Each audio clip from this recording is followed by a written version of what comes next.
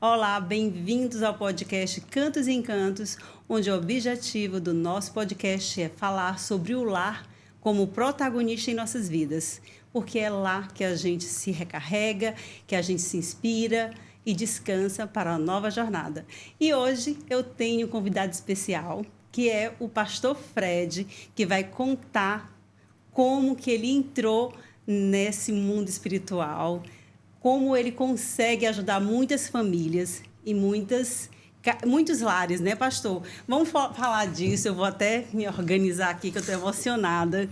Bem-vindo ao nosso podcast. Obrigado, Rosângela. É uma satisfação recebê-lo hoje. Nós estamos aqui num momento assim, muito especial, porque a casa é realmente onde a gente se recarrega, né, pastor? Verdade. É assim, é um local que é o centro da família e Deus está no centro de tudo. Verdade. E eu lhe chamei para a gente conversar. Eu quero entender, primeiramente, como foi que você resolveu entrar, se tornar líder religioso, se tornar esse cara que você está sendo, um líder que leva milhares de pessoas, tem um espírito empreendedor, tem tanta coisa aí que eu me conecto muito, sabe? Sim. E aí eu queria entender essa história. Como foi que você se tornou esse líder maravilhoso que é? Primeiro, te agradecer pelo convite. Seu podcast está maravilhoso. Você é uma excelente comunicadora, né? Eu acho que isso está intrínseco aí, a tua personalidade também. E a excelente profissional que você é facilitadora de sonhos, né? E é muito bom para mim estar aqui como comunicador do Reino de Deus. Eu não comecei sendo pastor, mas com 7 anos de idade o meu pai se tornou pastor. Então, desde que eu me entendo por gente, né, a formação do caráter do homem, segundo Freud, se dá até os 7 anos de personalidade. Então, quando eu estava ali com meus 7 anos, fechando ali, eu já estava por dentro de igreja, meu pai já orando, liderando reuniões. E eu te confesso que eu tinha uma grande resistência com a igreja, pequenininho. Por quê? Porque eu tenho TDAH, que não é um transtorno, eu acho que ele está definido errado. Esse T aí não está legal. É um funcionamento cerebral diferente. E na época não tinha esse diagnóstico, Rosângela. Então eu era um menino danado, sabe? Que não aquieta no culto, que corre para todo lado, dá trabalho. Não podia ver uma piscina que pulava de roupa, não podia ver um perigo que queria passar o perigo, né? E aí na igreja, assim, eu tinha que ficar quieto, todo mundo me mandava fazer silêncio. Era muito difícil. Mas fui crescendo naquele ambiente e eu digo que a gente tem 2 tipos de fé, todo ser humano. Primeiro, fé aprendida. A fé aprendida, teus pais te ensinaram a orar, a rezar, teus pais te ensinaram a ler a Bíblia, te leva ali para a missa, te leva para o culto. Às vezes você nem quer estar lá, porque você é uma criança, você quer brincar, mas você está aprendendo uma fé. E a fé aprendida te leva só até um certo ponto. É isso mesmo. Porque chega uma hora que você amadurece, você cresce, e aí você começa a se fazer as perguntas certas. Mas espera aí, eu estou aqui por quê? Por que eu estou na igreja? Por que eu estou tocando? Né? Porque eu sou músico. Sou músico há 22 anos de carreira. Esqueci de falar disso no começo, né? Eu sou músico. Hoje eu pertenço ao grupo de artistas da Sony Music Brasil, né? O selo gospel. Também sou sócio da Sony Music num selo que eu criei, que a gente deu o nome de Piauí Records. Tá. Que é meu desejo por honrar o Piauí, por encontrar artistas como eu, que muitas vezes estão isolados no Nordeste e precisam de um padrinho, precisam de alguém para ajudar, para mostrar o caminho, porque é muito difícil furar a bolha do Sudeste, né? E eu tenho hoje mais ou menos 25 milhões de streamings acumulados aí na minha carreira. É muita coisa. Músicas lindas, vídeos muita coisa lindos. pro maranhense, né? E é uma vitória, é a mão de Deus. E foi na igreja que eu me descobri. Primeiro como artista, né? O ambiente que me chamou a atenção dentro da igreja foi a música. Quando eu olhei, eu falei, essa parte do culto é legal. Eu quero tocar um instrumento. E ali na música Deus foi me trazendo para perto, e eu fui tendo algumas experiências com Deus através de canções, acredita? Tem uma música chamada Rompendo em Fé. Linda, depois tu ouve, os nossos espectadores aqui podem ouvir também.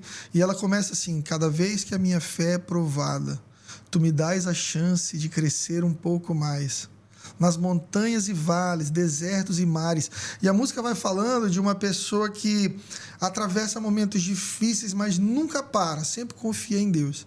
E eu me lembro, assim, de na minha infância, me sentir sozinho, me sentir diferente dos outros. Quando essa música tocava, eu me derramava, eu chorava no culto. E eu dizia assim, Deus é real, Deus é real. Ela te tocava, então? Me tocava muito.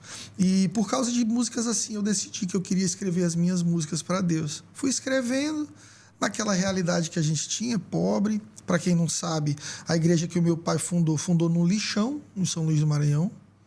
O bairro Angelim hoje é um bairro que cresceu muito. Na época era um bairro distante, como é o Angelim aqui do Piauí, né? Sim. Quando eu cheguei aqui, que a gente colocou o nome Angelim, colocou porque honra a história que começou em São Luís.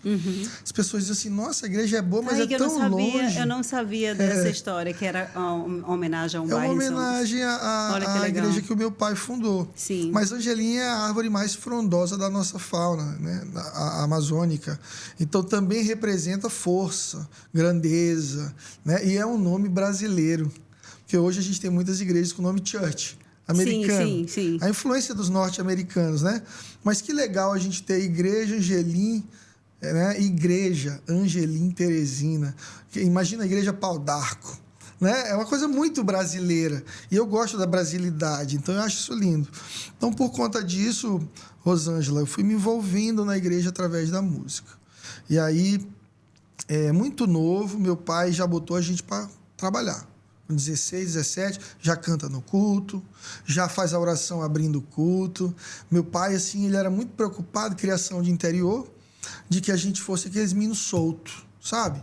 Que você não tá ali no meio, mas não tá. Sim. Então, ele botava a gente para ler a Bíblia, para estudar. Ser autônomo, na verdade, né? Não quero o menino ocioso, porque o ócio é perigoso, né?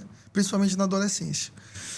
E assim, a gente foi tendo a oportunidade de liderar na igreja. Eu escrevi uma música e ele me pegou de surpresa no culto. Disse assim, o Fred fez uma música, vai cantar agora. Você não estava nem preparado. Eu era muito tímido. Eu troquei as letras todas, eu chorei. Fiquei com ódio dele. Isso tinha quantos anos? Eu tinha 15. Eu disse, nunca mais faça isso comigo e tal. Fiquei todo ferido, né? Mas assim, o meu pai, do jeito dele, com o carinho dele, o amor e a visão, porque meu pai viu quem eu sou hoje quando eu não era. Né? Eu digo que pai não é quem põe no mundo, pai é quem dá um destino. Tem gente que o pai foi o avô, foi o tio, para uns foi o professor, o cara nasceu, mas o pai não assumiu. Mas teve um professor que disse assim, você vai ser grande. E a pessoa acreditou, apostou. Acreditou naquela palavra e se tornou aquilo, né? No meu caso, eu tenho a bênção de dizer que foi o meu pai, o seu Joaquim mesmo. Que acreditou, que me fez vencer a timidez, que me deu a oportunidade de cantar para minha primeira plateia. Meus amigos da igreja eram os piores, né? Os que criticavam. Canta mal, foi ruim. Nossa, o pai dele é muito gente boa. E aí, meu pai dizia, olha, toca esse violão melhor. Dá para você cantar melhor, vai estudar, vai te preparar. E ele foi forjando em mim esse desejo de ser grande, de fazer bem feito, né? Quem me conhece sabe que tudo que eu faço, eu quero fazer com excelência, eu quero fazer bem feito. Primeiro, porque é para Deus. Segundo, porque a gente só tem uma vida para viver. E uma vida fazendo mal feito não serve. Então, se eu vou fazer só uma vez, se eu vou criar Ana Vitória, minha filha, só uma vez, eu quero criar bem. Se eu sou marido da Flávia, então eu vou ser o melhor marido dela. Se eu sou pastor da Angelim, então eu quero ser um super pastor. Alegre, presente, produtivo, com ideias boas, comunicativo, engraçado, que apresenta a espiritualidade para as pessoas de uma maneira leve. Isso, né? É verdade. Porque para muita gente, espiritualidade é um negócio pesado. Tem gente que diz assim, não quero igreja não. Por quê? Eu não consigo. Uma coisa muito difícil para mim. Eu não sou um monge. Peraí, mas aí a gente olha para Jesus, Rosângela. Em Lucas capítulo 15, a Bíblia diz que Jesus estava na mesa, numa mesa como essa, comendo com pecadores e publicanos.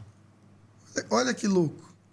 Deus encarnado. Porque João, capítulo 1, diz assim, e o verbo se fez carne e habitou entre nós. Opa! Então Deus encarnou e morou aqui no mundo um tempo, certo? E Deus morando aqui no mundo um tempo, foi humano, mais humano do que muitos seres humanos. Tocando no pobre, na viúva, sentando com pecadores. Quando a Bíblia fala pecador, ela está dizendo gente que não estudou como os judeus estudavam a Torá. Tinha aquela dedicação religiosa. Gente normal. Gente que, às vezes, as pessoas olhavam e tinham defeitos, tinham problemas. E Jesus sentou na mesa e comia com elas. Batia papo, conversava, compartilhava esperança, compartilhava vida. Aí os religiosos vinham e diziam assim: olha esse aí que come com pecadores e publicanos. Olha ele aí, ó, diz que é profeta e anda com esse tipo de gente. Porque a religião constrói muros. Jesus constrói pontes. É isso mesmo. Então, eu decidi ser um construtor de pontes. Você se espelhou nele. Exato, para que as pessoas atravessem essas pontes e encontrem Jesus. A Igreja Angelim é isso no Piauí. Que legal. Olha, Fred, assim, você falando aí de Jesus, falando da espiritualidade, eu vejo o seguinte: a nossa casa principal na Terra é o nosso corpo. Exato. Muito bom. Nós estamos centrados no corpo e dentro desse corpo, né, dentro dessa nossa casa, nós temos um outro centro, que é a casa física. Isso. E eu vejo assim, hoje, depois da pandemia, a casa com a espiritualidade, ela teve cresceu, Fred, na minha visão. A casa como centro, teve muitas casas que se desfizeram. Verdade. Mas as pessoas começaram a buscar essa casa dentro de si, esse bem-estar, essa espiritualidade. Me fala assim, na sua visão, dentro do lar, quais são as formas que a gente possa trazer essa casa, esse nosso ambiente se torne bom, um ritual com a nossa família, porque é muito importante a gente estar hoje. Eu tenho um ritual, e deixa eu te falar, antes de você me responder. Me conta, tá? me conta. O meu ritual com a minha família é: todo dia a gente toma o café da manhã. A gente almoçava antes. Sim. Todo dia era café da manhã e almoço. Então, a gente estava todo dia na mesa. Então, era muito importante para mim estar à mesa com meus filhos. Sim. E é uma mesa redonda, onde a gente conversa. Hoje a gente está só com o pequeno, né? Porque os outros já estão estudando fora. Eu senti muito essa falta, né? Esse ritual era sempre... É uma fase da vida, né? Café da manhã, almoço. O jantar era livre. Então, era um ritual que a gente falava, não pode celular. Okay, era porque era o momento da gente estar em presença, em estado de presença ali no almoço. Então, no almoço, no café da manhã, hoje eu tenho um ritual que eu acordo cedo, justamente porque nesse café da manhã eu quero estar com a minha família. Então, assim, quais assim, os rituais que você orienta para os fiéis, como trazer essa casa, como fazer essa casa, colocar Deus no centro, para essa casa se tornar um lar harmônico? Uau, é muito interessante tu me perguntar isso, porque a Bíblia ela tem algumas referências de casa. Por exemplo, quando Jesus vira a mesa dos cambistas na porta do templo. Lembro dessa passagem bem forte. Né? Uhum. Jesus ali fica irado. Né? Muita gente acha que Jesus fica irado porque tem algo sendo vendido na porta do templo. Esse foi o meu maior medo quando eu era adolescente. Porque a gente ia fazer as gincanas e tinha que arrecadar. Aí fazia chocolate para vender na porta da igreja. Aí eu dizia, não, gente, não faz isso. Jesus está chateado com a gente. Mas a grande verdade hoje, depois de estudar um pouco mais a Bíblia, não era sobre estar sendo algo vendido, mas o que estava sendo vendido. O que estava sendo vendido eram as pombinhas e os cordeiros para o sacrifício. Mas olha só, a ordenança para o sacrifício naquela época, hoje Jesus é o sacrifício. Por causa da morte de Jesus hoje, Rosângela, nós temos a vida. Não precisa mais animal ser morto, como era no Velho Testamento, ok? Mas naquela época você tinha que criar o animal, levar da sua casa a quilômetros para sacrificar no templo. Só que o ser humano gosta de atalhos. O que os camelô pensaram? Vamos fazer o seguinte, ninguém traz, porque dá trabalho ficar andando com o animal, e aí você compra na porta. E aí você faz seu sacrifício e a gente ganha nosso dinheiro. Ou seja, a facilitação do sacrifício. é um sacrifício light. Mas eu quero ter um relacionamento com Deus. Mas assim, não quero que seja pesado, sabe? Não quero renunciar às drogas. Eu quero continuar nas drogas, continuar com Deus. Na pandemia, por que eu estou falando isso? Porque na pandemia, muito do que se tem dentro de nós foi revelado. Dostoiévski, filósofo, disse o seguinte: dentro de todo ser humano há um vazio que é do tamanho de Deus. E isso é pontual demais. Então, muita gente que dizia assim: você conhece a alta sociedade, eu lido com a alta sociedade também, eu sou cheio de Deus, não, aqui em casa tem Deus e tal. Na pandemia descobriu que não tinha. Na pandemia olhou para dentro. Você teve que olhar, teve que conversar, teve que sentar à mesa, Exato. Teve que conviver. Quase não encontrava o marido, agora está dentro de casa brigando, descobrindo que são completamente diferentes. Né? Falava em Deus para todo lado, cantava louvores, mas está vendo cheio de crises existenciais, se entupindo de remédio controlado, não tem paz para dormir, não tem paz para trabalhar. Então a pandemia ela é um raio-x do coração do homem. E desse lar que não está estruturado, né? Exato, esse falta lar, de estruturação porque do assim, lar. no meu caso, assim, a pandemia nos uniu tanto. Exato. Então assim, é porque já tinha uma estrutura. Então quando o lar está desestruturado, tá desestruturado, fica muito mais vulnerável. Você quando você vai conviver, que você vai ter esse momento comum, aí você tá diferente. Que é algo que está faltando, né? Uhum. E aí eu percebi que no pós-pandemia, assim como você disse, só reiterando, cresceu o valor do lar. As pessoas disseram assim: não quero ficar em apartamento, quero ter uma casa. Não, e eu quero que a minha casa seja um ambiente onde eu descanso. Porque as pessoas começaram a entender que a casa é um lugar de pouso, não é um lugar de passagem. Na Bíblia, Jesus fala nesse momento da virada de mesa, ele diz assim: ó, vocês estão transformando a casa de oração em covil de ladrões. Casa, palavra casa. Então a igreja deve ser uma casa. O que é uma casa? Um lugar de descanso, de reabastecer. A palavra também diz que nós somos morada do Espírito Santo. Casa. Nós somos de casa. Deus. Deus podendo morar em qualquer lugar. Podendo morar na Quinta Avenida. Podendo morar nos palácios que Davi, que Salomão construíram para ele. Ele olha para tudo aquilo, ele prefere morar dentro de você, dentro de mim. Entende? Deus cria o homem para se relacionar com o homem. Então, a ótica bíblica de casa é comunhão, é paz, é recarregar, é espiritualidade. Na nossa igreja, a gente fez ano passado uma série de mensagens. A gente pega um mês e fala de um assunto durante todo aquele mês, chamado Cultura da Mesa. Aí todo culto tinha uma mesona com muita comida de graça para os irmãos. Os irmãos comiam assim: quanto é que paga? Nada. É só para você ter comunhão, porque quando a gente está comendo, a gente conversa mais, fica mais feliz, se abre, conhece outras pessoas. O reino de Deus é sobre comunhão. O reino de Deus, ele não é comida, ele não é bebida, ele não é tijolo. Ele é uma cultura, uma mentalidade que entra na nossa casa e nos transforma. Então, para mim, o que é uma casa espiritual? Você me fez essa pergunta. Para mim, pode ter uma casa espiritual na comunidade do Rio de Janeiro, lá no alto da comunidade, que não vale muita coisa, e pode ter uma casa espiritual em Alphaville. Pode ser também que a grande cobertura do prédio mais caro dos Jardins de São Paulo seja uma favela espiritual, que tem tudo de bens materiais e tem muito pouco de amor, de princípios, muito pouco da presença de Deus.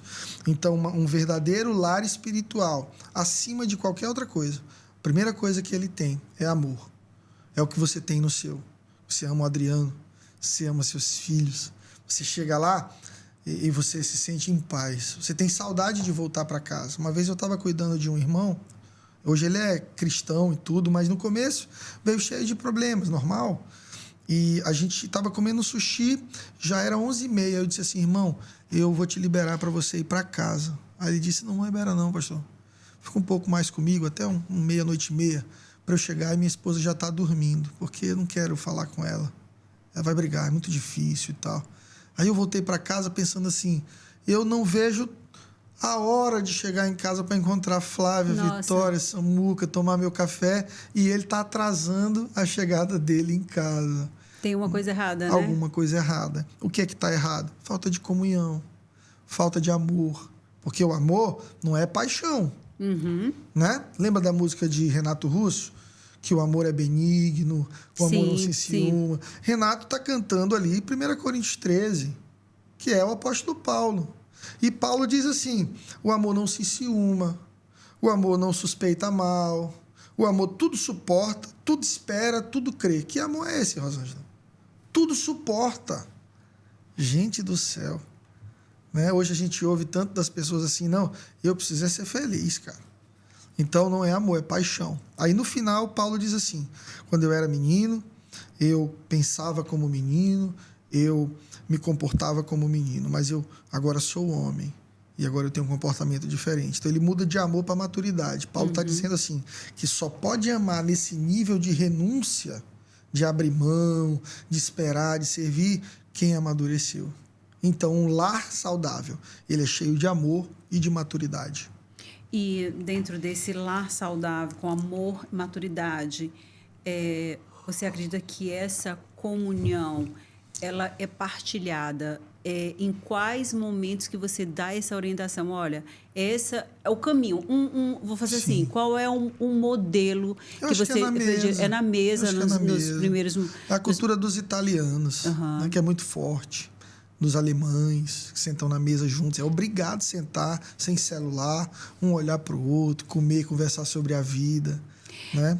Eu vejo alguns filmes americanos, inclusive, onde sempre o ritual é diferente, porque a comunidade americana ela é muito mais crente do que a nossa comunidade é mais católica, né? Sim. Então, lá eles, normalmente nos filmes, eles colocam a mesa todo e eles mundo oram. Na mesa, eles oram, dão as mãos verdade. E oram. Pode olhar, muitos filmes têm esse momento da oração. Dia de ação de graças. É um dia nacional que eles têm. Isso, que sentar na mesa, agradecer a Deus, né? Então, assim, a gente não tem esse ritual. Poucas as famílias aqui têm esse ritual da oração à mesa. Digamos, isso fortalece essa família quando ela está orando à mesa. Ou lá em casa, a gente sempre silencia, né? A gente silencia, fica em estado de presença, que também é estar com Deus. Põe a mente em Deus. Né? E aí, nesse caso, você acredita que essa oração ajuda a centralizar essa família, esse pedido de amor? Seria orar e falar com Deus, né? E Deus ouve. A palavra de Deus diz assim, que se você quer agradar a Deus, você precisa crer que Ele existe. Primeiro ponto, é impossível agradar a Deus sem fé. Então, o primeiro elemento para agradar a Deus, para viver as bênçãos de Deus, eu creio que Deus existe. Segundo ponto do caráter de Deus, Ele é galardoador dos que o buscam. Ou seja, Ele presenteia. Deus gosta de dar presente. Tu gosta de dar presente? Eu gosto. Eu também, eu acho o máximo. Acabei de receber um presente seu. Eu gosto. Assim, isso mudou no meu coração, porque antes eu gostava de ganhar. Mas hoje eu sou tão abençoado, tão pleno, que eu entrei num outro lugar em que eu gosto de abençoar. E aí eu entendo que Jesus disse que é melhor dar do que receber. Por quê? Porque quem dá tem. Quem está recebendo nem sempre. Entende? Então nós somos doadores de amor. Nós somos aqueles que dão atenção. Então eu acho que o principal ritual de espiritualidade que uma família deve ter na sua casa, na sua residência, é o que você está fazendo. É orar na mesa. A mesa. Hoje está muito difícil. Está todo mundo com dispositivo eletrônico. O filho quer continuar jogando o Fortnite dele. Aí você senta na mesa e diz: fulano, mãe, estou no campeonato, não posso. Aí se abre mão na segunda, na terça, na quarta. Daqui a pouco virou hábito. Inteiro o menino não comeu com a família. Outra, as escolas. Antes o menino saía meio-dia. Hoje está saindo 6h. Passa o dia com os coleguinhas, com os professores. Tem um lado bom? Tem. O lado do ensino, exposição à informação. Mas também tem o lado da ausência. O menino sai da mesa do pai e da mãe. Eu senti muito essa falta. O Murilo, Murilo, ele está almoçando na escola, meio-dia. Mas aí a gente mudou o ritual. Lá em casa era almoço, era café e almoço. Agora é café e jantar. Okay. Então a gente janta. Então, assim, não tem desculpa para não estar em família. Sim. Não tem desculpa porque, não tem esse horário, mas tem esse. Então, é um momento dessa troca, dessa energia, de conversar, de olhar no olho. Essa é a minha visão, né? Você está certa. O que é que eu penso, né? Que quando o mal não te para, o mal te acelera. Uhum. Gosto. Né? Então, se a estratégia do maligno para te parar era te paralisar, mas você é forte e ele não te para, então ele te dá gás. Então acelera, some de casa, vai fazer negócios, viaja, passa 3 meses longe da família. E nessas ausências, você vai criando ruídos, porque toda ausência cria ruídos. Como é que eu me sinto amado por Flávia? Quando Flávia está presente na minha rotina. Quando ela me traz um suco no meio do expediente da tarde, ou quando ela me liga meio-dia, olha, eu comprei um almoço pra gente, entendeu? Essas presenças, elas eliminam os ruídos do cotidiano, das distâncias. Então, se a gente não preserva a mesa do lar, não escolhe pelo menos um momento do dia para sentar, olhar nos olhos, servir o filho. E aí, filho, como é que tá na escola? Como é que tá teu coração?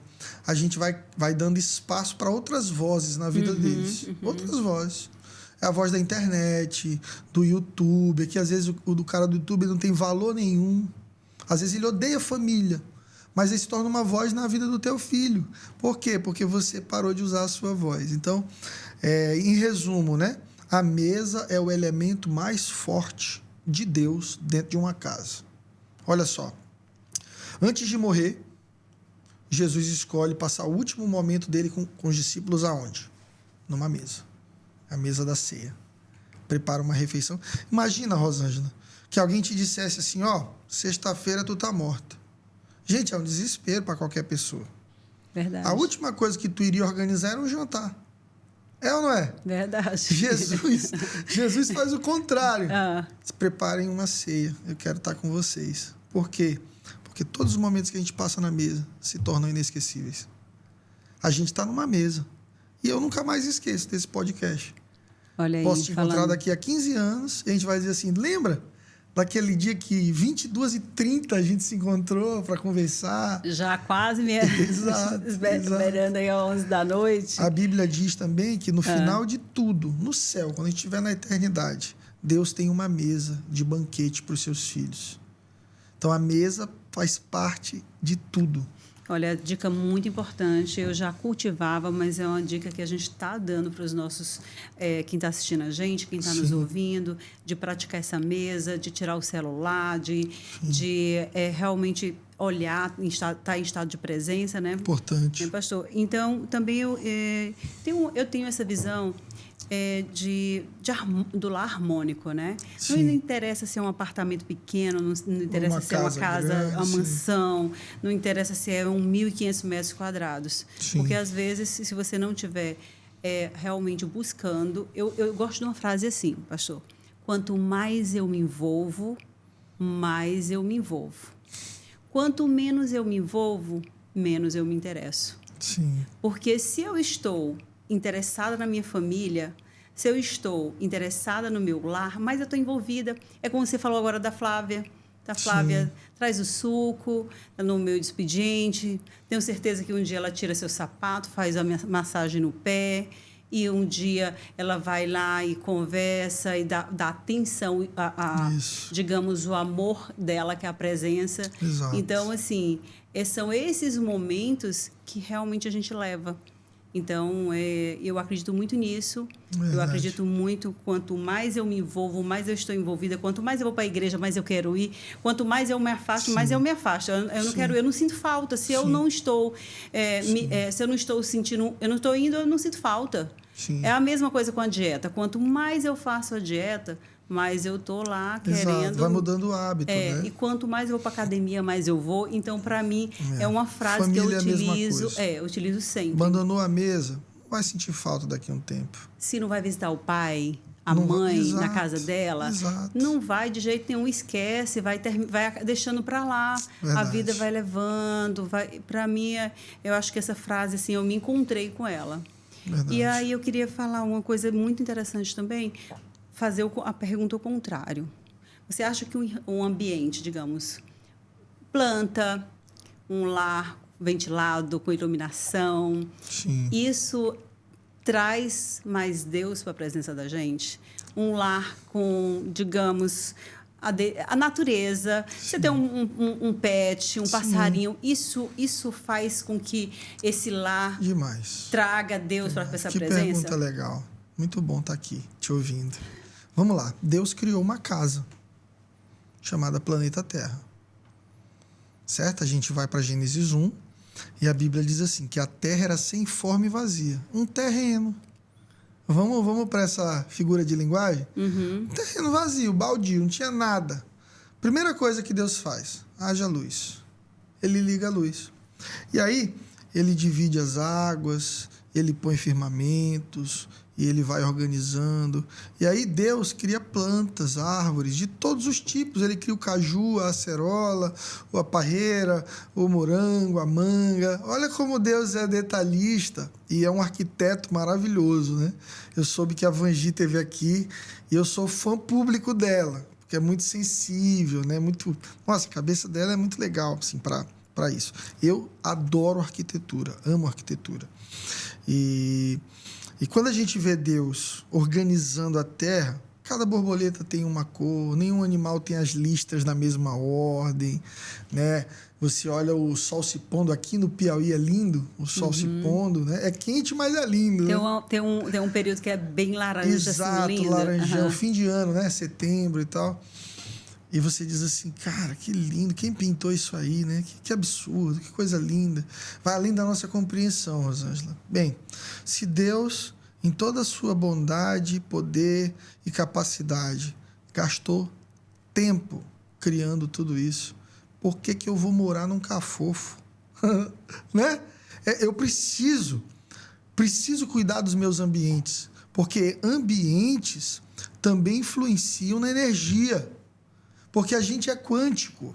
Isso não é conversa de coaching negativo, não, porque tem um bom coaching. Uhum. Isso é conversa de quem estuda. Nós somos matéria, influenciados por energia, por tudo que acontece nesse mundo. Então, se você, por exemplo, pega o seu quarto e pinta todo de preto, já é cientificamente comprovado que você vai ficar triste. Uhum. Com o tempo, você vai ficando triste.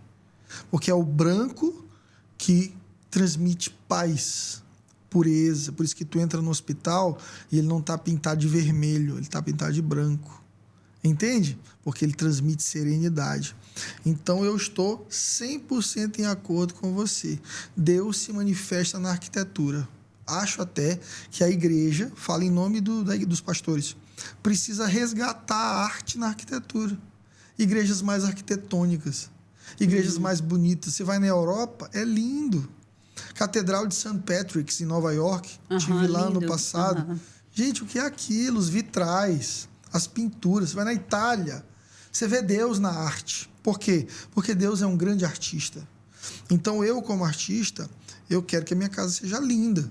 Que o quadro que está lá, o menor quadro que tiver na minha casa, passe uma mensagem que eu gostaria de receber toda vez que eu entrasse lá. Uhum. Então, eu acho que a casa, o fato de ser ventilado ou não, o lugar onde ela está ou não, influencia e muito na sua qualidade de vida. Aí eu vou aproveitar essa deixa que você falou e eu aproveitar uma frase do Abílio Diniz, o saudoso. Grande Abílio, né? Eu fiquei super triste com a morte dele, mas ele falava o seguinte: eu amo a minha rotina porque foi eu que construí essa rotina. Muito bom. Então, a casa que a gente construiu é o nosso dever amar. Isso. Não é isso? É o nosso dever. Isso. E aí, falando no nosso dever amar, eu queria saber se em algum momento da sua vida você sentiu a presença de Deus no seu lar. Olha, eu senti muitas vezes, assim, porque como eu te disse, né? Desde criança, Então, eu vivi minhas crises dentro da igreja. É diferente da maioria, né? Porque a maioria vive as crises e corre para a igreja. Eu vivi dentro da igreja. Então, eu tive um momento de depressão, já sendo pastor. Digo isso publicamente porque, para mim, hoje a depressão é uma medalha. Sabe aquilo que você vence? Foi superado. Te deu Agora trabalho. Você já... Quase me mata. Mas hoje é uma medalha. Eu louvo a Deus, porque me transformou em alguém mais humano, em alguém mais vulnerável. E eu me lembro de um dia que eu estava muito triste, eu estava me sentindo péssimo, eu estava mal, e já era assim umas 2 da manhã. Eu desci para a sala, a minha casa em São Luís tem 2 andares, eu desci lá, fui lá para baixo e peguei meu violão e comecei a cantar. Rosângela, veio um vento suave, assim, uma presença tão boa. Chorei, não tinha ninguém, aproveitei para chorar. Chorei muito. E no final, eu me senti em paz. E Deus disse para mim assim, eu estou aqui contigo. Eu lembrei do Salmo 23, quando o rei Davi diz assim, ainda que eu ande pelo vale da sombra da morte, não temerei mal nenhum, porque tu estás comigo. E aí, nesse dia, eu entendi que Deus não está comigo só nos ápices, nas vitórias, quando estoura champanhe. Vencemos. Não, Deus ele está lá no dia difícil, no dia que eu não entendo o que está acontecendo, no dia que eu não consigo ver valor em mim mesmo. Porque a gente tem esses momentos, né? Dependendo do coração, tem gente que tem mais, tem gente que tem menos. Eu sou artista, coração de artista sente tudo. Já sabe, é super sensível. Sente tudo. Então, eu feliz, eu muito feliz. Eu triste, eu tenho que cuidar para não ficar muito triste. Na época, eu era muito novo. Isso foi há 11, 12 anos atrás, mais novo. E eu precisava crescer na inteligência emocional, precisava aprender a lidar com os meus medos, frustrações, traumas. E aquele episódio me lembrou disso. E foi lá naquela casa, na primeira casa que Deus me deu, que é minha até hoje, está alugadinha e tal, que eu tenho uma memória de um Deus que me visitou lá. Que lindo, muito lindo. Agora, você falou dos seus pais, você falando e eu me lembrando, né, da minha infância. Eu fui criada também no interior, né, em Esperantina, ali, frequentando as 3 igrejas, tu católica, falou, né? batista, assembleia, eu indo lá e nessas 3, eu visitava com minhas primas a Assembleia de Deus, ia para a Católica com minha mãe, ia para a Batista, que era a vizinha. E aí, você falando aí, e me deu uma vontade muito, muito grande de perguntar, os pais, eles são responsáveis pela felicidade, pela, digamos, essa felicidade, esse discernimento de estar com Deus, esse discernimento de colocar o filho no caminho. Me fala o que você... Rosângela, eu acho que até um certo momento. Sim. Né? Tem um versículo bíblico que diz assim, ensina o menino no caminho que deve andar, para quando for adulto, grande, não se desvie dele. Então, a gente tem um período de influência muito grande na vida dos nossos filhos. Mas aí eles vão fazer 16, 17, 18, e aí já você vai ser conselheiro. Você sai de guia para conselheiro. Sabe disso porque você tem filhos até mais velhos que os meus. Então, o teu filho casa, o teu filho muda de cidade por motivo de trabalho, você já não consegue mais intervir nas decisões dele, você diz para ele não comer doce, ele come, você diz para ele não sair meia-noite, ele sai, não é? Já tá entregue. Exato, você vai virar um conselheiro. Sim. E se você for um bom conselheiro, um bom pai, amoroso, ele vai te procurar e vai voltar para você. Eu ouvi recentemente essa frase, que a grande vitória do idoso é ainda ser desejado na mesa pelos filhos quando velho. Uma frase bem forte. A gente tem que analisar isso, sabe? Exato. A gente tem que pensar nessa frase, tem que colocar ela o tempo todo com a gente, porque a gente tem que se colocar lá, porque eu quero ficar idosa e eu quero ser desejada. Isso é uma boa companhia. Então, imagina o Natal, teu filho assim, mãe, eu vou comprar tua passagem, eu não posso ter Natal sem a senhora. Meu filho, mas mamãe tá aqui, tô quietinha, cansado. Pode me deixar aqui. Não, mãe, não vai ter Natal sem você. Isso é uma grande riqueza, né? Que o Mário Sérgio Cortella, ele diz que tem diferença entre fama e importância. Famoso qualquer um é. Um bandido que faz uma maldade fica famoso, não é verdade? Mas importante vem de importar. Ou seja, você importa para dentro a pessoa. Por que eu tô aqui 11h17? Porque você é importante para mim. Você está aqui dentro, você, Adriano, sua equipe. Tem um carinho pelas vezes que você nos ajudou, estendeu as mãos, deu bons conselhos. Entende? Então, o nosso grande dever é ser importante para os nossos filhos. E aí não tem como a gente forçar a entrada no coração deles. Tem como a gente ser gentil, amoroso, cuidadoso, generoso, de maneira que eles tragam a gente para dentro. E aí, na hora certa, eles vão te procurar. Mãe, eu preciso conversar, não estou bem, tudo. Entende? Então, a gente tem uma influência na vida do filho até um certo momento. Depois, se você plantou as melhores sementes, você vai colher bom relacionamento com seu filho. Tem muito pai que, em nome do sucesso profissional, perdeu o coração dos filhos. Aí, hoje, o cara tem uma Porsche. O cara tem 4, 5, 6 apartamentos nos Jardins, um apartamento em Balneário, um apartamento em Miami, mas o filho não quer nem saber dele. Aí eu te pergunto, é riqueza? Não é. Você perdeu tudo. Riqueza bíblica é família. É você não vencer sozinho, não é isso? Vencer com todo mundo. Eu digo isso para o pessoal da igreja. Eu digo, olha, antes de ser pastor de vocês, eu sou lá de casa. Vocês cuidem bem dos meus filhos, amem eles, minha esposa, porque no dia que não for bom para mim aqui, eu vou preferir eles sempre. Eles são minha prioridade. Pronto. Eu acho que se eu fizer isso, quando eu estiver velho, eu vou ser amado. Não tem pra onde correr. Por quê? Porque eu plantei amor. Uma coisa que eu penso muito também, todo mundo hoje quer um lar harmônico, como já falamos aqui. Sim.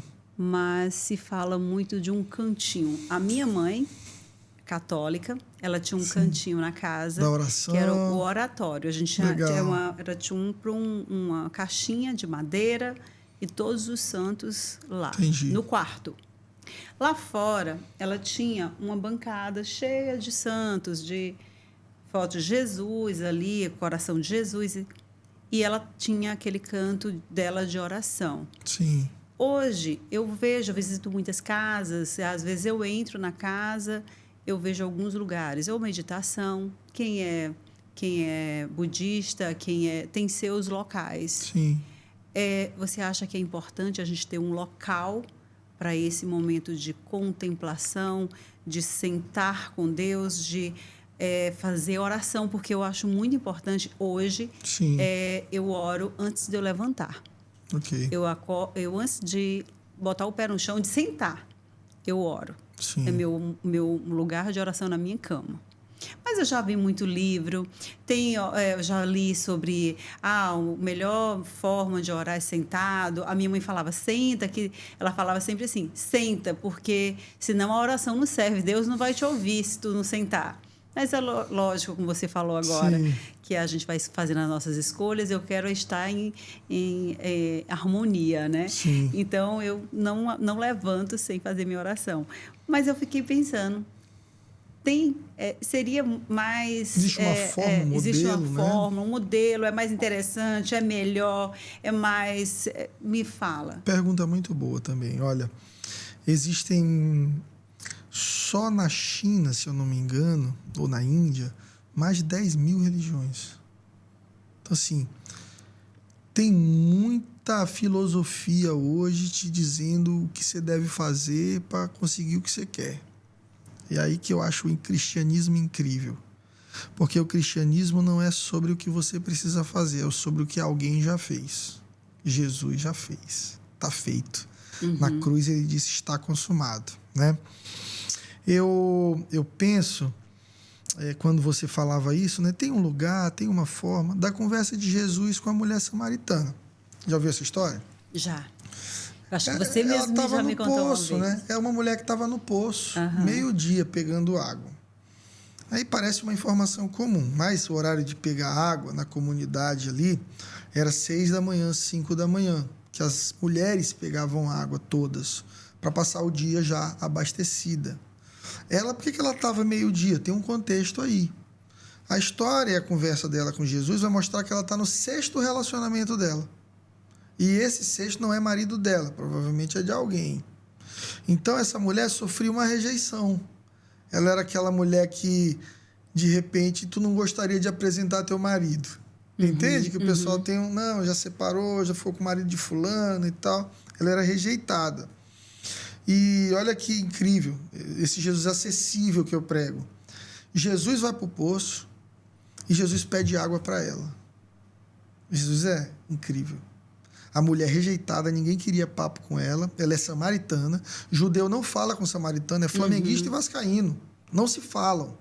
Aí Jesus chega para ela e pede água para ela. E ela olha para ele e diz: como que tu, sendo judeu e homem, tá me pedindo água? Tá estranho isso aqui. Não era para tu nem estar falando comigo. E Jesus vai ter uma conversa com ela ali sobre a água da vida. Olha só. E ele diz assim: se eu te der da minha água, você vai beber e nunca mais vai ter sede. Rosângela, Jesus não está falando mais de H2O. Ele mudou o assunto. Ele está falando de uma água existencial. Ele está falando de uma essência que você bebe e nunca mais tem sede. Resolve aqui dentro. Sabe aquela bad que bate na gente? Aquela angústia que muita gente tem. Ela é resolvida com Jesus. Aí essa mulher, ela é samaritana, e os samaritanos viviam múltiplas religiões, era uma mistura de judaísmo com outras coisas e tal. Então eles tinham o cantinho deles de orar, o jeito de orar, o lugar para ir para orar e tal, os templos, né? Herdaram isso lá de Roma, da Grécia. Você tinha que orar no templo tal, pela causa tal, isso, aquilo. Aí Jesus diz assim: olha, Deus está à procura de verdadeiros adoradores que o adorem em espírito e em verdade.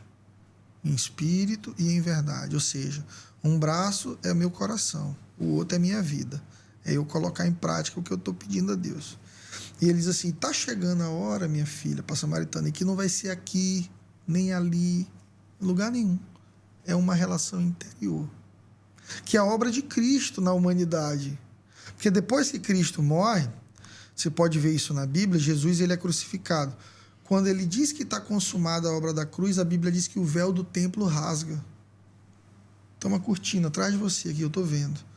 Então, é como se na hora da morte de Jesus a cortina rasgasse no meio. E a cortina separava o santíssimo lugar do átrio. Ou seja, o público de Deus. Tinha uma cortina porque Deus é muito santo e a gente é muito pecador. Então, se aproximasse, dava ruim. Quando a cortina rasga, é uma mensagem de Deus para a humanidade, dizendo assim: o caminho está aberto. A gente pode orar aqui agora nesse podcast e o Espírito Santo vai se manifestar aqui. E Jesus vai responder nossas orações. A gente pode orar no ônibus, pode orar dentro do avião, pode orar no cinema, pode orar fazendo comida do filho, pode orar na escola. Deus está em todos os lugares e responde às nossas orações. O único critério para ele responder é um coração contrito e um espírito quebrantado. Sinceridade. Se você é sincero, Deus te ouve. Agora, falando de maneira arquitetônica, falando de lar, de casa, você lida muito com isso. Poxa, que sonho é você ter um quartinho de oração, né? Um lugarzinho ali para você se ajoelhar, ligar um sonzinho, meditar no seu pão diário, né? Pegar ali, ouvir uma palavra. Aí é maravilhoso, é bom demais. Mas aí vamos lá, Deus só fala lá? Não, que aí eu estou criando a religião do quartinho. Não precisa, não interessa. Não tem que ser no topo do Monte Everest. Jesus disse isso. Não tem que ser lá no Muro das Lamentações. Pode ser, pode. Você tem vontade de ir lá orar lá também? Orei no muro. Estive funciona. Lá no muro. Tá lá. É o que sobrou do Templo de Salomão. Tá lá. Né? Você vê as criancinhas, os judeus orando compenetrados. É bonito, né? O envolvimento deles, a paixão deles. Mas eu orando lá, Deus falou comigo. O que é que mudou? Falei nada. Eu falo com você em Teresina e falo com você em Israel. Sou o mesmo Deus, atemporal. Estou em todos os lugares, onipresente, onisciente, onipotente. Então, o cristianismo, a centralidade do cristianismo é Deus não está mais num templo. Deus está onde Ele é desejado e amado. Agora fiquei até arrepiada. Você fala com tanta lindeza. Glória a Deus. Com relação à família, voltando aqui para a infância, você teve algum momento da sua infância assim que você trouxe para hoje, para dentro da sua casa? Esse momento aqui me lembra... Eu tenho esses momentos, né? Aqui minha mãe, eu tenho essa minha vontade de estar à mesa, veio lá de casa. Sim. Eu não sei comer só. Eu prefiro não almoçar do que almoçar sozinha. Então, é uma coisa... Não que, eu não goste de mim almoçando só. Não é isso, tá? Sim. Mas eu prefiro estar à mesa com amigos. Uma coisa que você trouxe lá da infância para casa, né? Isso. Você trouxe alguma coisa? Eu trouxe uma coisa engraçada. É engraçado, acho que tu vai rir. Eu sempre chego em casa com um saco de pão. Sabe por quê? Eu tô imaginando chegando. O meu pai fazia isso. Então, se eu não chegar em casa com pão, com bolinho, com negócio, eu não me sinto pai. Assim, eu acho, eu tô falhando na minha missão. Então, toda vez que eu tô indo para casa, eu paro numa padaria, peço 10 pãezinhos, um bolinho. E a gente não consegue tomar café juntos porque os meninos saem muito cedo e eu saio um pouco mais tarde, porque o ministério acaba me tornando um pouco mais noturno, né? Mas quando eles acordam, eu tô lá no bolinho, no pãozinho comprado para eles, entende? Então, trazendo para hoje, tem que ter cuidado agora, porque o pão tá fora da dieta. Exato, tem que ter cuidado. Mas meu pai fazia isso. Meu pai fazia duas coisas assim que eu herdei. Primeiro, antes de dormir, ver se a casa tá fechada.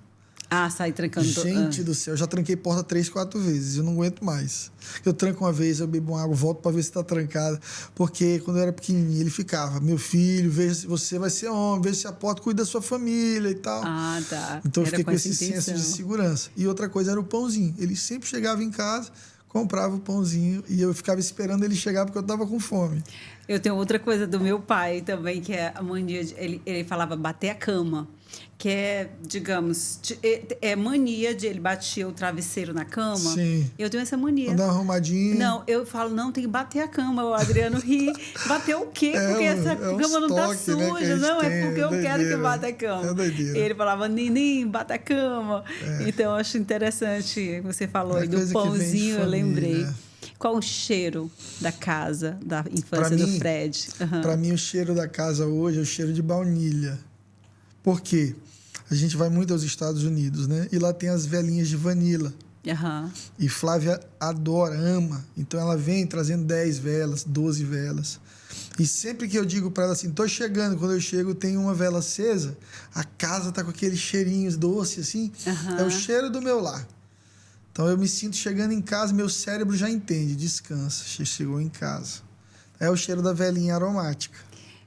Quando eu sei que vocês viajam muito, às vezes Flávia está para um lado, você para o outro. Qual é, assim, esse momento... Às vezes ficam em grandes hotéis, melhores hotéis. Sim.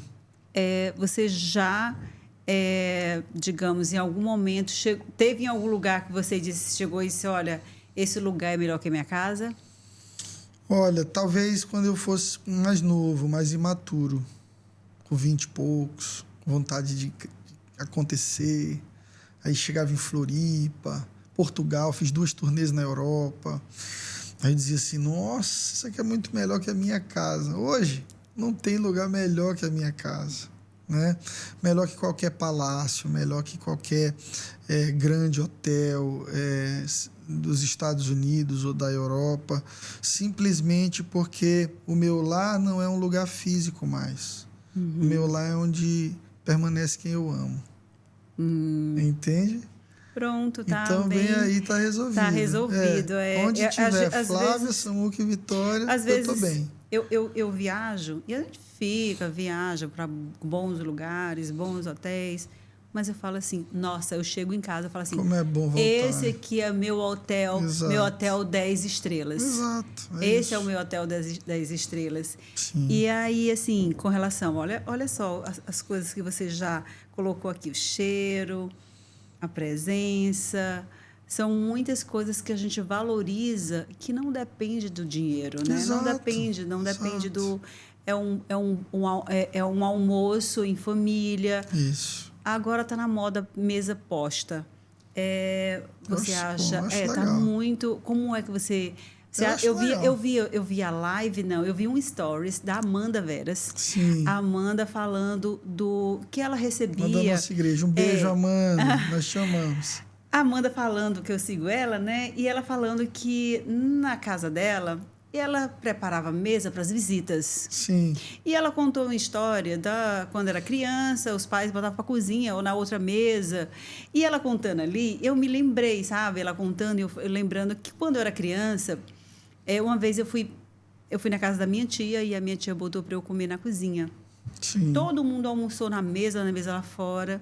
E para mim ali foi um insulto. Eu tinha Sim. 9 anos, eu acho. Você se sente separado, né? Assim, tipo, você bota a menina. Aí quando eu voltei, eu falei, mãe, eu não quero ir mais na casa da Tereza. Aí ela, por quê, minha filha? Mãe, ela me botou para eu comer na cozinha. Para mim era um absurdo. Entendi. Ela me botou para comer na cozinha. Eu não sou filha da empregada para muito comer na cozinha. Porque Deus. todo mundo tá lá na mesa e eu na cozinha. Não gostei. Era criança. E aí criança era um negócio assim, era tipo assim, largado. E a Amanda falando que hoje ela prepara a mesa. Ela é o melhor momento, é o momento dela com a família. Sim, ela monta a mesa, coloca a mesa. Essa importância da mesa posta. Hoje eu vi muita coisa, eu vejo muita gente falando disso na mesa posta. Você gosta de uma mesa posta? Eu amo demais. Eu não gosto de botar, né? Mas desmontar que é o negócio. Não. Mas chegar numa mesa, tá tudo bonitinho. Tudo passando uma mensagem, né? Que tem a florzinha, tem um guardanapo. Tem um cheiro, tem eu acho isso lindo demais, é muito lindo. A Amanda tem esse lado, né? Muito talentoso, muito artístico. Minha esposa também. Tem uma mulher que ela já faleceu, mas ela, assim, foi a mulher no meio evangélico do mundo que levantou essa bandeira. O nome dela é Devi Titus. E ela fazia um treinamento com mulheres na casa dela em Dallas, onde ela treinava a mulher a servir a mesa, a se vestir para cada ocasião, como se portar na mesa. Um negócio antigo que hoje parece absurdo, parece servil para a mulher, né? Mas a grande verdade é que esse lado feminino, esse toque sensível, essa coisa do pequeno detalhe que Deus deu à mulher, é lindo demais, é lindo demais. Então, eu amo sentar numa mesa arrumada. Aí eu vou entrar no outro assunto que talvez até seja um pouco polêmico, né? Sim.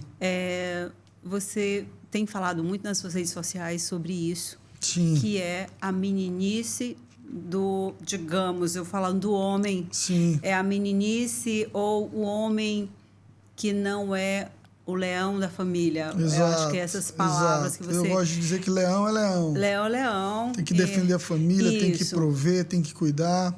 E aí, nós estamos numa sociedade que ela está fragilizada. Verdade. O homem é meio criança. Verdade. Eu estou falando porque eu convivo com aquela meninice do homem. Um menino com 30, com 40 anos, ele está ainda saindo das fraldas.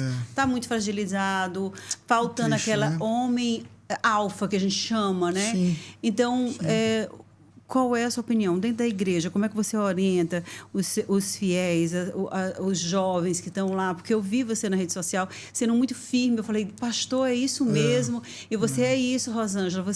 Porque é uma coisa que é uma mensagem forte e isso não tira...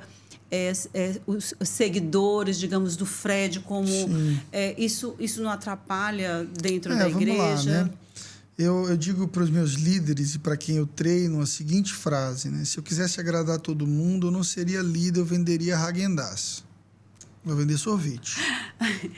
Olha que eu não gosto. Já não ia te agradar. Já não ia me agradar. Dar problema. É difícil agradar todo mundo, né? Mas eu acho que a gente vive hoje, Rosângela, uma crise de referências. Crise de referências. E a gente consegue observar isso nas referências que a gente tem. Vamos olhar hoje para o mundo, para o mainstream, né? E ver o tipo de referências que a gente tem. nem todas são boas, assim, né? Eu vi que a sua, você colocou lá o Rambo lá. Minha referência é o Rambo, meu irmão é macho. Mas assim, piada, né? Eu sei que é brincadeira. Meu maior modelo de homem, eu tenho dois, Jesus e meu pai. Jesus, sendo homem, foi a pessoa do nicho religioso, espiritual, que mais valorizou a mulher.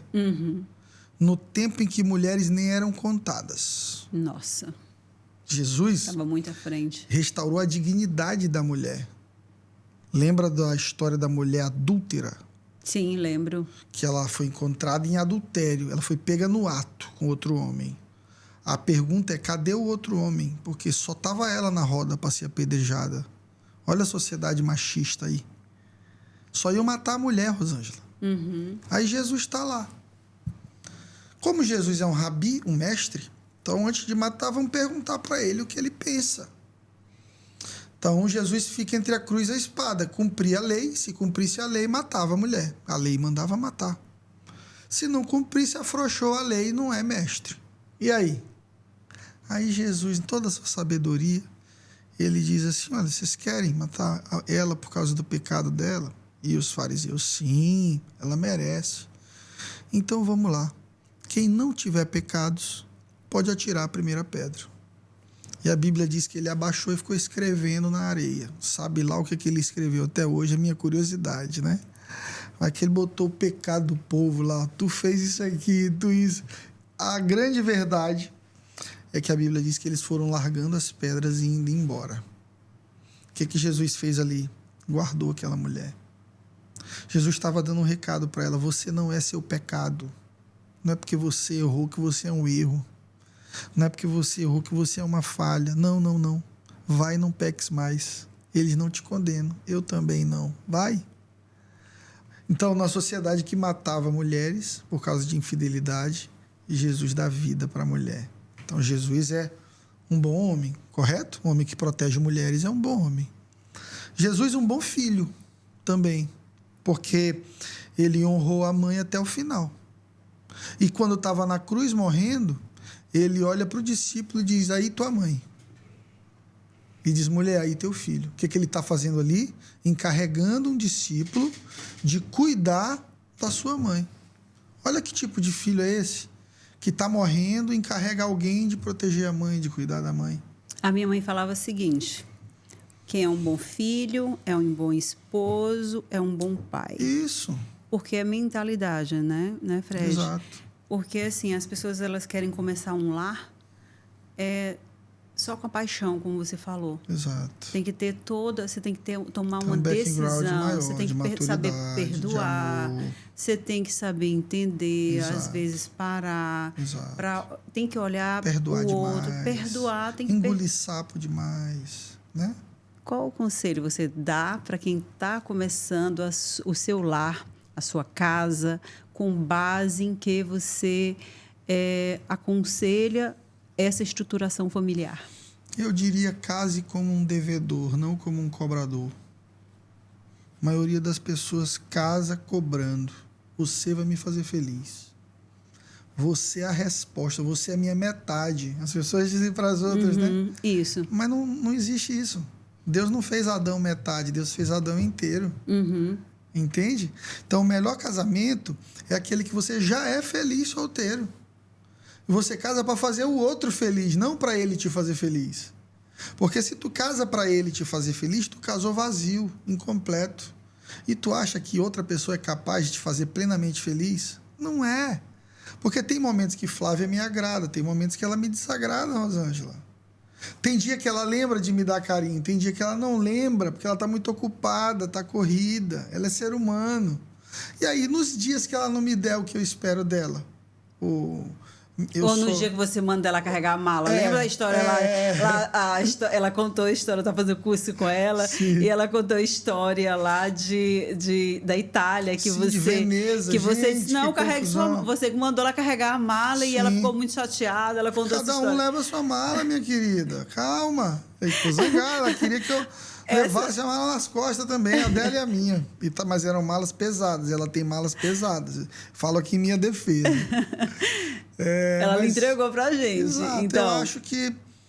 eu acho que é a maturidade de parar de ficar cobrando dos outros e começar a dizer assim, ninguém me deve nada, mas eu devo todo mundo.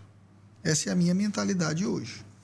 Eu entro na minha casa para servir minha família. E se eles me servem, isso é uma consequência do que eu faço por eles. Mas eu não entro lá cobrando. Cadê minha honra? Cadê minha comida? Eu sou o rei dessa casa aqui. Eu sou o pai aqui. Tirem minhas meias. Beijem minhas mãos. Eu não sou um tirano. Eu sou um pai. E eu aprendi que onde sobra regra, falta a mesa. Quem está muito na mesa não precisa ser lembrado o tempo todo de obedecer. Só no olhar a gente sabe que desagradou. Não é? Então, para quem está casando, meu recado é diminua as expectativas no outro, porque ele tem defeitos. Depois do casamento você vai descobrir todos, porque no casamento a gente ganha uma lupa, enxerga bem de pertinho os defeitos. Seja tolerante, entenda que você casou com outra pessoa, não com uma projeção dela. Às vezes a gente quer que a pessoa seja o que a gente quer que ela seja, mas ela não é. Ela é o que ela é.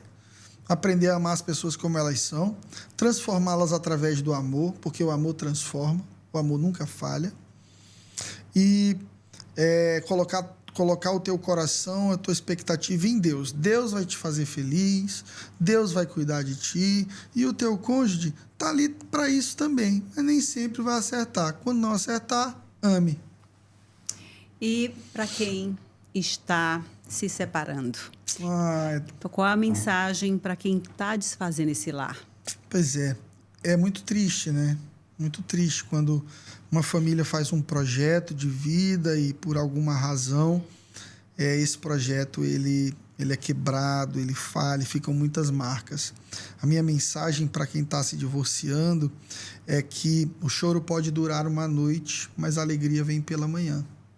É um versículo bíblico. E ele significa que existem momentos difíceis, mas não existe dor que não passe. Assim como não existe momento bom que não passe também. Talvez você não acertou agora, ou talvez você foi ferido, traíram sua confiança, e você está num relacionamento conflituoso. Perdoe. Você não chega para, digamos, eu tô falando assim, eu sei que você é um conselheiro, eu fui na igreja, vi alguém, na hora que termina o culto, pastor, me ajuda. Sim. E você já chegou a contribuir na reconstrução de um lar que estava sendo desfeito? Muitos mesmo. Domingo agora mesmo no culto, nós temos o costume de apresentar os bebês a Deus, a gente ora por eles. Na igreja católica é o batismo, na igreja evangélica é uma oração, uma consagração.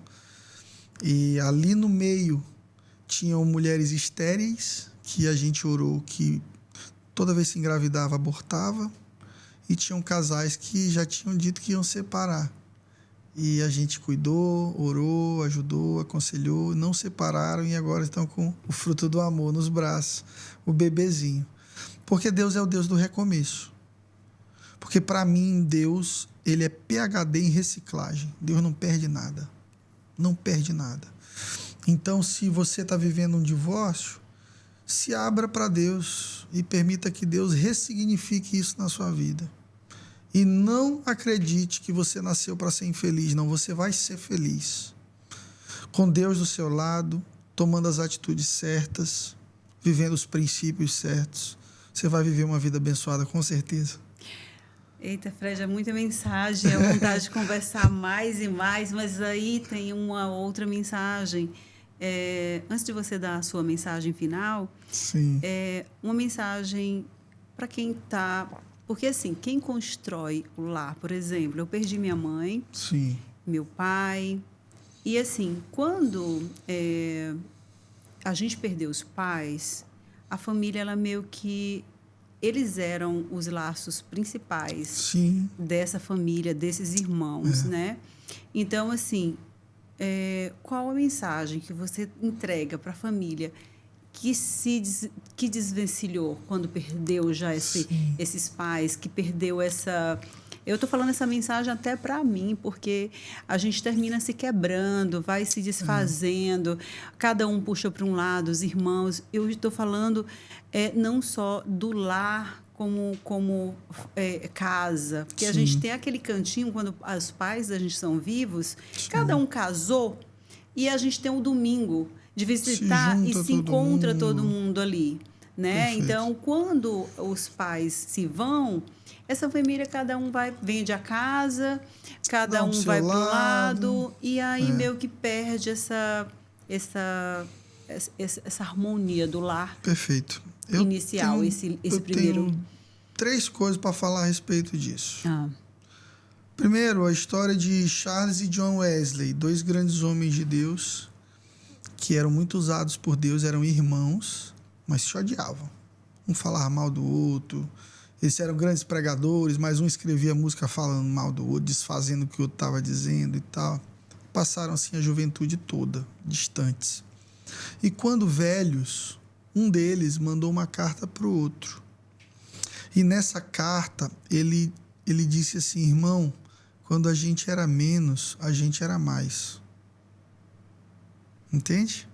Quando a gente não era conhecido, quando a gente não era rico, quando a gente não era ocupado, quando a gente não era famoso, a gente era mais irmão. Então não existe aliança sem humildade. Não existe família sem um ponto de convergência, que você diz que são os pais. Mas em algum momento os pais se vão e algum irmão precisa ser nobre o suficiente para buscar o outro. Porque comunhão é movimento. Concorda? Concordo. Por que a gente está tendo comunhão aqui? Porque você veio e eu vim.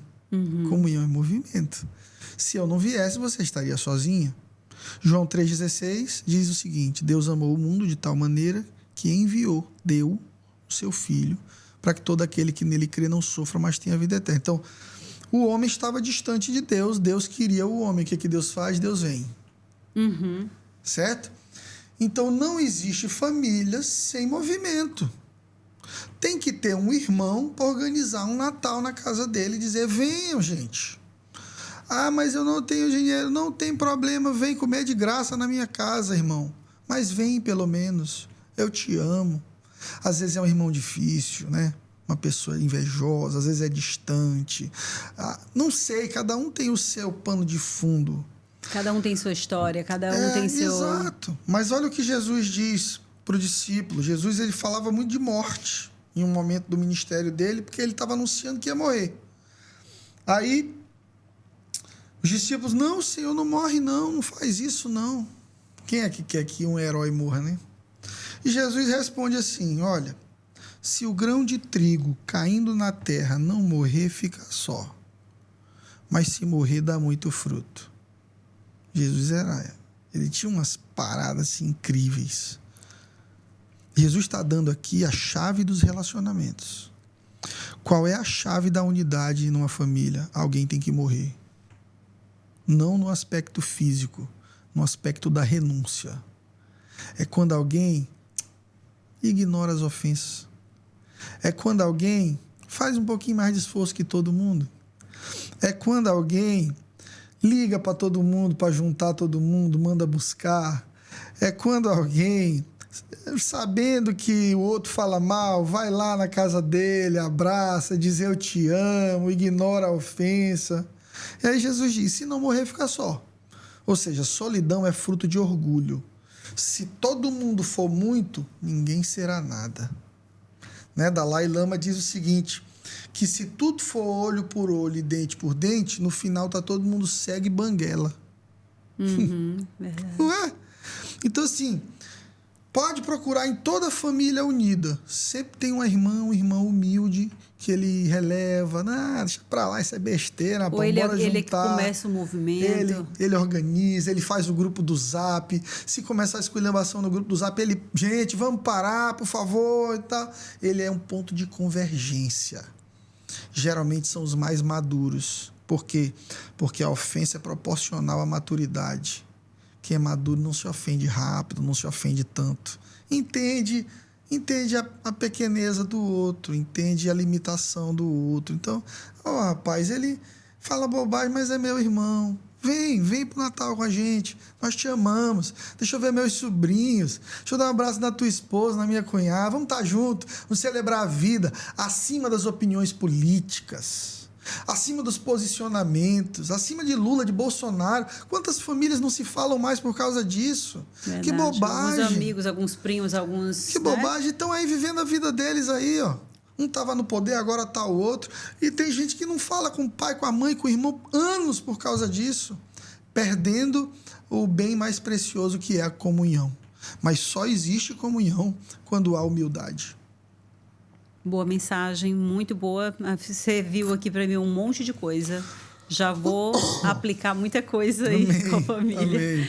E para finalizar a nosso podcast, a nossa conversa maravilhosa, eu poderia ficar horas e horas te perguntando, porque é muita sabedoria, é muita... Deus Mas seja antes de louvado. você mandar a mensagem final, mesmo, eu te fiz uma pergunta lá no começo do nosso podcast, que eu queria entender qual foi o momento que você recebeu o chamado. Sim. Esse momento do chamado, Fred resolve liderar, servir a Deus, esse momento... 18 anos. 18 para 19. Eu estava na faculdade de administração e marketing. Eu já cantava, já tinha CDs, já era músico nas igrejas. E eu decidi casar com Flávia. Eu conheci ela, em 10 meses a gente casou. Muita paixão. Crente casa para namorar, não namora para casar. Entende? Galera do mundão já vai namorando, meu irmão. Mas a gente não, a gente se conhece, queria dar um beijo, queria abraçar, mas casou, né? E aí falei, não, eu tenho que casar. E para casar, eu precisava de dinheiro. Precisava resolver minha vida. E aí, ou eu arrumava um emprego, ou eu não casava, ou eu precisava encontrar a direção para minha vida. Havia uma oportunidade de emprego, havia música. E eu me lembro de conversar com Flávia, ela formando em medicina, e eu dizia para ela, amor, você é filha de um cirurgião, você tem uma vida boa, está formando bem, eu sou um missionário, eu sou músico, eu estou lutando para crescer ministerialmente, você entende a minha realidade? E ela disse para mim assim, eu oro há 5 anos por um homem como você. E deixa eu te falar uma coisa, pode largar a faculdade e pula no chamado de Deus para a tua vida. Pode acreditar, que eu acredito contigo. Importância de uma mulher que creia junto, né, com o seu marido. E aquilo ali foi a força que eu precisava para dizer assim, quer saber, meu irmão? Eu vou ser missionário. Minha mulher está acreditando, eu sei que Deus me chamou para algo diferente. Ela, né? Eu vou pular de cabeça e seja o que Deus quiser. E Deus queria algo muito bom para a gente. Né? Hoje a gente tem um ministério não só no Piauí, mas internacional, no mundo todo. Ela cresceu muito como mentora de mulheres, é uma influência nacional no meio evangélico. Viemos para o Piauí para plantar uma missão, que hoje já tem mais de 7 mil pessoas, são 6 igrejas. A juventude de Teresina amando a Deus. Para quem não sabe, dado do IBGE, o Piauí é o estado menos evangelizado do Brasil e agora crescendo na questão do evangelismo.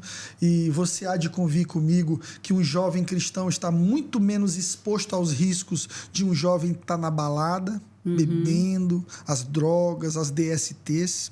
Então a igreja faz esse trabalho todo na vida do jovem. Parte do Diante do Trono, o maior ministério de louvor da América Latina, streamings de músicas que Deus me deu lá no Maranhão, no quartinho, de pouco recurso, tocando no Brasil inteiro, contratos, bênção, portas abertas, por uma decisão aos 18 para 19, depender de Deus. Foi lá, quando não tinham garantias, que eu escolhi servir a Deus por completo.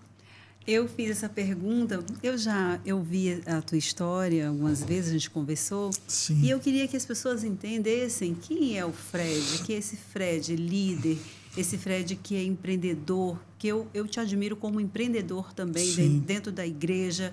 Você está sempre criando, é gostoso ir para a igreja no domingo, lotada, com tudo de moderno. Eu me sinto muito bem lá. Que bom. Então, assim, você é muito bem-vinda. É muito importante a gente falar disso, né? Desse teu chamado, o porquê. E aí eu gostaria muito que você desse uma mensagem final para quem não está nos vendo, quem está nos ouvindo. Qual a mensagem final para quem quer uma família fortalecida, uma família forte, uma família que tenha base para a toda a vida, né? Porque é o que a gente quer, na verdade, a gente não casa para separar, a gente não casa. Verdade. A gente quer. Eu quero saber Todo assim, mundo quer dar certo, né? qual é a mensagem final nesse nosso podcast para ter um lar em harmonia, um lar perfeito? Eu acho que é desejar muito, querer, ter fé, né? Uma fé genuína. Há um texto bíblico que diz assim: é de Deus o querer e o efetuar. Então, peraí, o que eu entendo? Que até as coisas que eu quero, foi Deus que me fez querer. Entende? Uhum. Lá na tua infância, quando você ia para uma igreja, depois ia para outra, depois ia para outra, já havia algo, Deus trabalhando no teu coração lá, dizendo: olha, Rosângela, você é minha menina, eu quero você perto de mim, eu quero te abençoar, eu quero te usar.